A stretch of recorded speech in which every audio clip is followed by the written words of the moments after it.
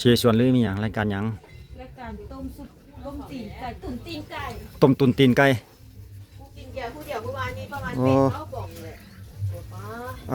สดเชยวันปีใหม่แม่นบ่อยู่ไสโอ้ฟ้าหมอกันร้อยขนาดเนาะเห็นปะเฮ้ยทำไม โอ้ สีไม่สวยเลยอ่ะ เบิ่งดู เนาะดู มีแต่ตีนมาปีกบ่มีวะ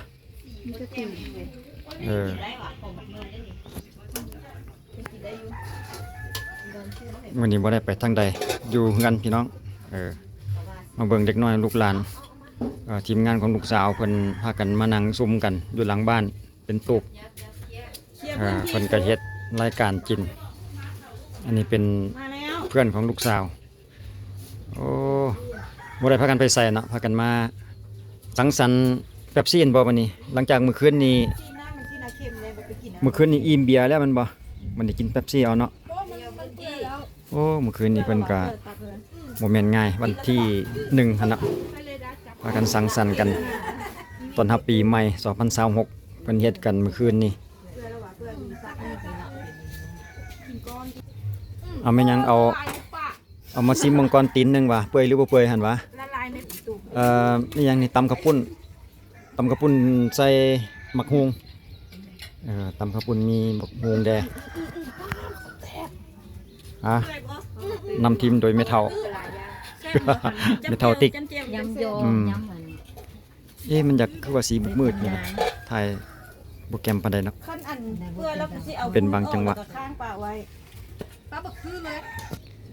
บ่ได้กินน้ำเพิ่นดอกแต่ว่าสิเบิ่งเพิ่นกินอ่ำเบ้อตัวอย่างนี้กินเป็นตาแซ่บได้ปะพันติดตามด้วยพันสลัดใส่เทคนิคการกินก็จังซี่แหละตักใส่ตักใส่เอาสลัดห่อ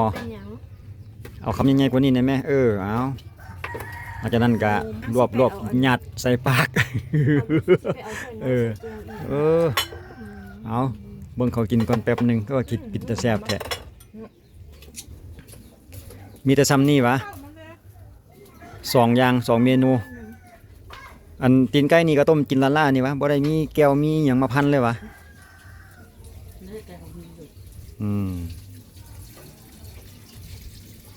อยู่ทางหลังบ้านเมื่อคืนนี้เมื่อวานนี่เนาะเมื่อวานเนี่ยข้าพเจ้าเองก็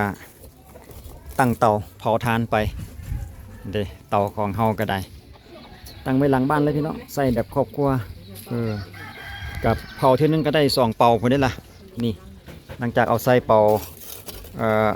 แดมื้อเช้านี้เนาะ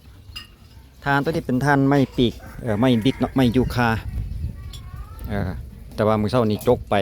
แล้วแต่ว่าหากบ่ทันได้หมดเดี๋ยวเราจะเปิดให้เบิ่ง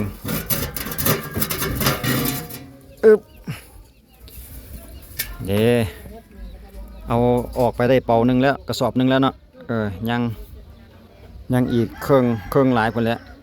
แต่ว่าปกติมันก็จะได้อยู่2กระสอบเด้2เป่ามันอยากมืดๆเนาะเด้จกไปแล้วเนาะใส่กระสอบไปแล้วงามอยู่เด้ถือว่าเป็นหมดเลยเด้เป็นจนฮอดก้นถังพุ่นแหละสำหรับเตาซุปเปอร์ซันแบบไร้ควันปิดฝาไว้ก่อนมื้อนี้หันเวลาหน่อยบ่ทันได้จกหมดบ่อยากลงบ่อยากลงอยู่จังซี่ซะก่อนแล้วจังค่อยแปลงใหม่ เตาตัวนี้หักกระตั้งใหม่เฮ็ดใหม่เด้เมื่อก่อนนี้จะอยู่บ่อนนี้เนาะไก่มาไข่ใส่บ่ได้เผาหลายมื้อแล้วไก่มาไข่ใส่ก็เลยปล่อยให้ไก่มันฟักไข่ซะก่อนเด้แตกลูกแล้วก็เลยได้เอาแนวปกแล้วให้เพิ่นอยู่นี่ไก่มีลูกอ่อนกำลังแตกหลังจากนั้นเขาก็จังมาย้ายมาอยู่จุดนี้อยู่ใกล้ๆกันกับตูบนี่เลยตูบหลังบ้านรถจีบน้อยของหลานบ่ได้ใส่ก็เอามาโซ่ไว้ มัดใส่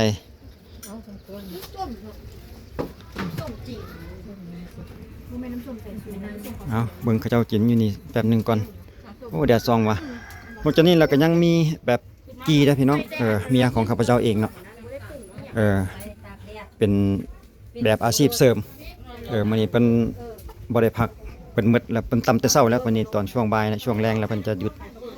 เป็นอาชีพเสริมเวลาแล้วจากเวียกเฮือนเวียกซ่านแล้วเพิ่นก็ตำหูกไปนำแต่ละมื้อ ลายหกของเพิ่นจะเป็นสินใหม่นะพี่น้องเดี๋ยวเขาจะให้เบิ่งลายก่อนแป๊บหนึง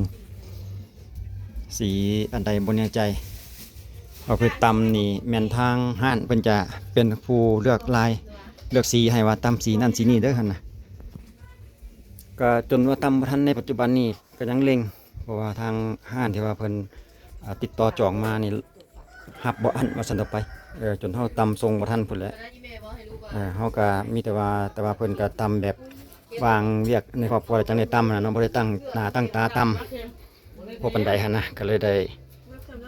ได้ตามแต่ละมือแต่นั้นไปก็จะบ่หลายปานใดการตำหูก็ได้เว้าสู่ฟังพี่น้องเอ้ยนี่ข้างบน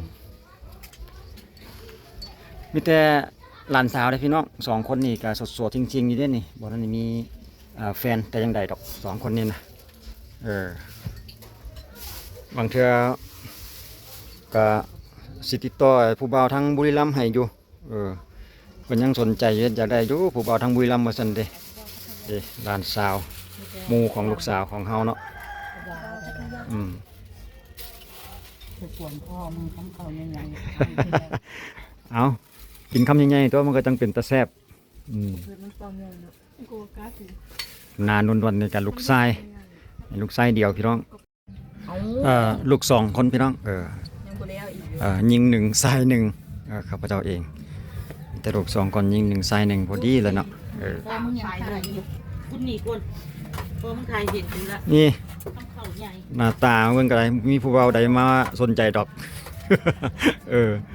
กินหลายโพดบ่เลยบ่มีผู้บ่าวนํเขาทั้งเพื่อนผู้สาวทั้งลูกสาวนี่แหละอันนี้ก็สมาชิกอยู่เฮือนนี่แหละหมาเฒ่าจ้อยอยู่นำมีอยู่ตัวเดียว หลอดอยู่ค่ะ ก็ใช้ชีวิตแบบเรียบง่ายเด้อพี่น้องข้าพเจ้าใช้ชีวิตเรียบง่าย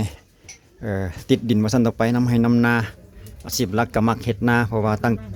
แต่ดั้งแต่เดิมก็อีสานบ้านเฮาเนาะเขตบุรีรัมย์พ่อแม่พาเฮ็ดให้เฮ็ดนาเด้ก็เลยได้มักเป็นชีวิตจิตใจก็ได้มาอยู่ลาวนี่ก็บ่ได้ทิพย์สำหรับอาชีพการเฮ็ดนาก็ยังเฮ็ดอยู่ในปัจจุบันนี่ก็เฮ็ดแต่ว่าช่วงนี่เป็นช่วงฤดูหน้าแล้งจะบ่ได้เฮ็ดเฉพาะหน้าปีเลี้ยงได้ เอาเบิ่งอีกบานหนึงก่อนลูกสาวก็ได้ แซ่บๆน้ำกันเด้อตำหุ้ง หมู่เพิ่นมาเล่นนำ อาหาร อันนี้ก็ รักเขา ตู้เวียงเพื่อนบ้านตู้เวียงเป็นเพื่อนบ้านมา ทางบ้านติด เพื่อนบ้านมากินมาซุ่มกัน ซุ่มกัน มันเด้อมันเด้อ ก็อยู่สุเรื่อยพี่น้องก็บ่แม่นเฉพาะแต่มื้อนี้ดอกผ่านมา